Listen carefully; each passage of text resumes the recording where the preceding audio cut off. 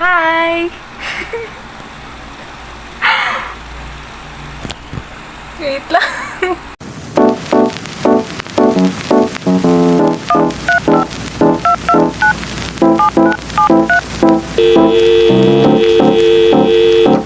Hey!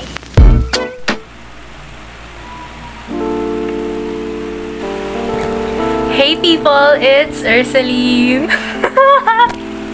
Hi! Okay, tawa na. Kumusta kayo? Kumusta? Hello YouTube! Kamusta?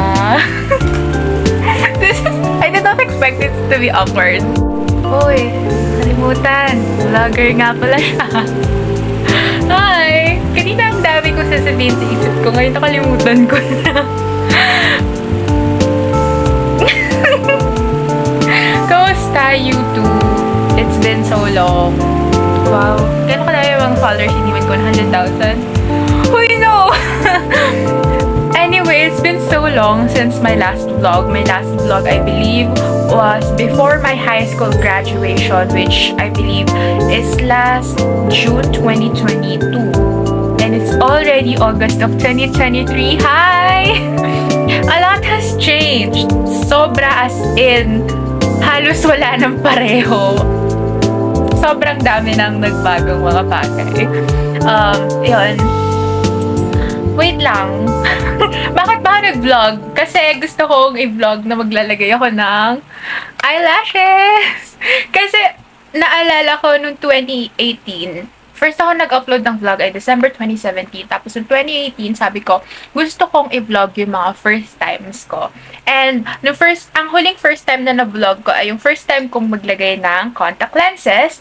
However, ngayon, first time kong maglalagay sa sarili ko ng eyelash extensions. Ito yung nagtatagal supposedly ng ilang araw. Nung December 2022 ako, first time nag-eyelash extensions. Pero kung matagal na kayong nanonood, matagal nanonood. Pero kung dati pa kayo nanonood sa mga luma kong vlog, na ako yung falsies. Ayan. Pero, ngayon, itatry ko yung ako lang maglalagay ng eyelash extensions ko. Anyway, while I vlog, let's catch up. How is everyone? Actually, ngayon, meron gusto kong i-vlog yung mga nangyayari sa life ko recently kasi ang daming bagay na na-enjoy ko recently na gusto kong i-vlog kasi I believe kapag pumasok na ulit ako sa school, mamimiss ko yung mga yon kasi, focus na naman sa university, ganyan. Gusto ko i-vlog, pero naisip ko, itong video na to ay separate. Gusto ko ng catch-up. Ganyan. I'm sorry sa aking eye bags. Nanood ako ng series. That's so new. Nanood ako ng series. So, napuyat ako. Sanay ba ako maglagay ng eyelashes? Well, sanay ako maglagay nung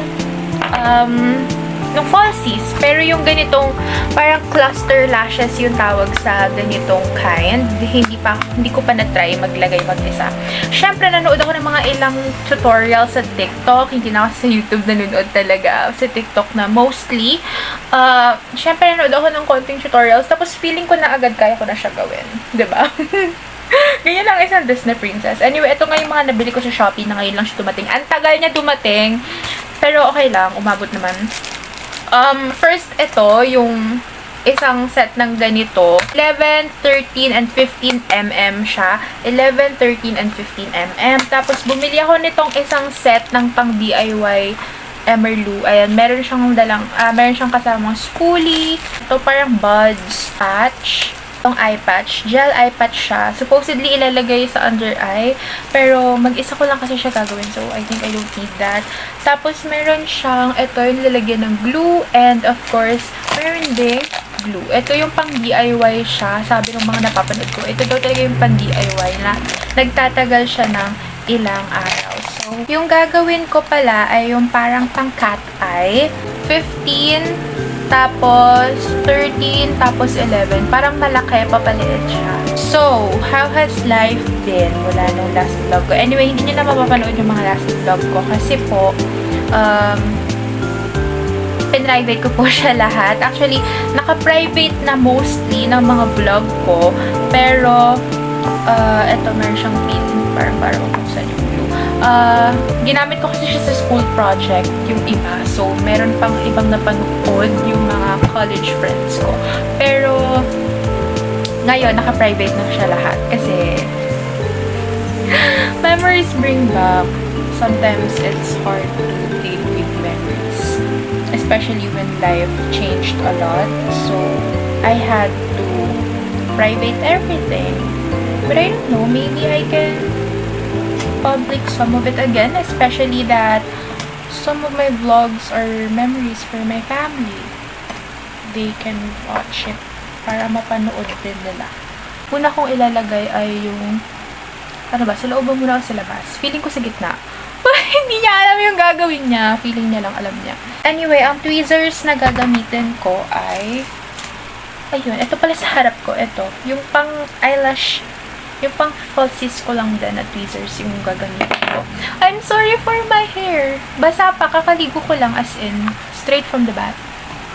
Hindi ko alam kung ano, dito ba muna, tapos dito. Feeling ko ganon. Itatry ko muna siya, oh my god, wait lang. Ang hirap! Hindi siya pang Disney princess. Yung mga Disney princess dapat hindi nahihirapan.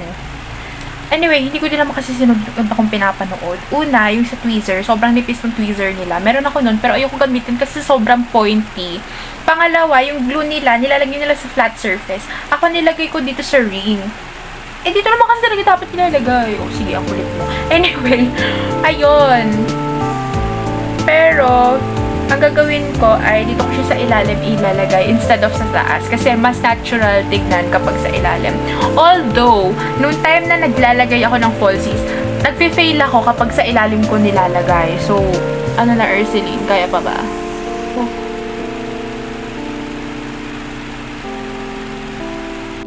Okay, girl. Nalagay ko na yung isa. Sobrang init! Tsaka ang hirap niya ilagay. Nahirapan ako. Pero first time ko lang naman yan. Carry yan.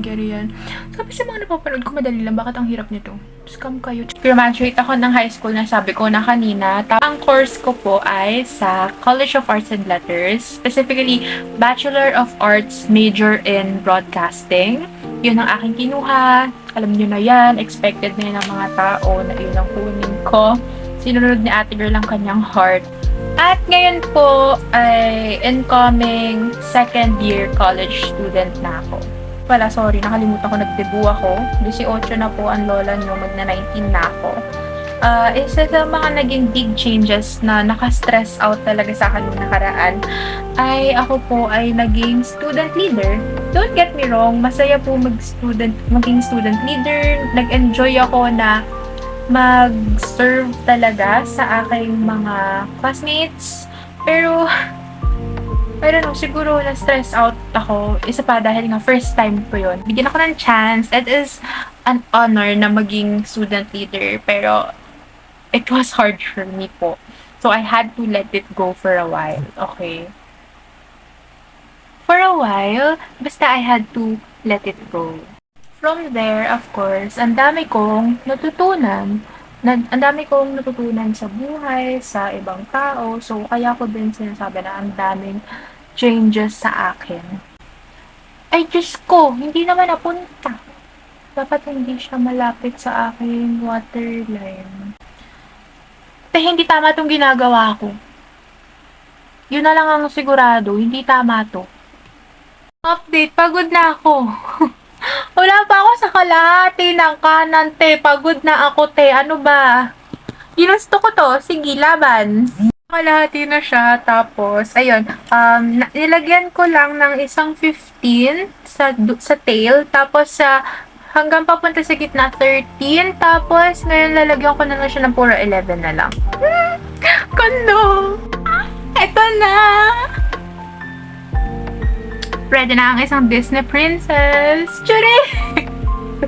Uy, okay siya. Okay siya for a beginner. I would rate it 7. 7 out of 10. Kasi, yung sa gitna, kung makikita niyo siya ng malapitan, tagilid ko na parang kailangan nakaganyan siya. Nakaganon, te. Yun, medyo palpak pa ako siya pag-glue. Pero, slay na yan, diba? Meron ka bang lemon? I'm gonna do my left lashes and I'll be back. Sister, mas mahirap siya sa kaliwa. Diyos ko. Nakakailang attempt na ako. Ayaw niya dumikit. Sis!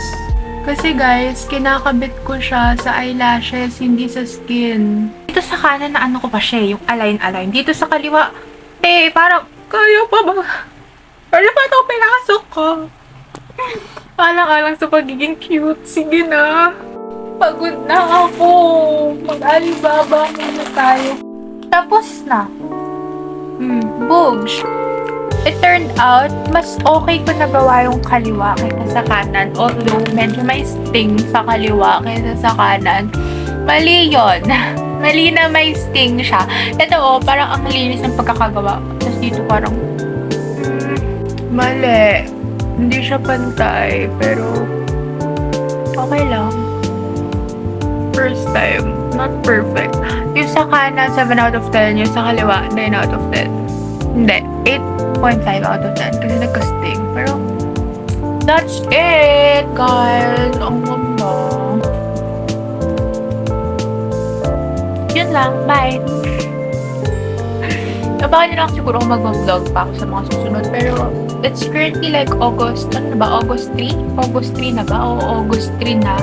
Ang pasok ko dapat August 7. Pero naging August 14 siya because of the bagyo and all of that. So, I don't know. Let's see if I'm gonna vlog more. I just need vlogging. Ayan, hindi ko napakita yata sa vlog ko. May piercing na ako, finally. Bye-bye! Anyway, sabi ko ba, nabili ko ito sa shop.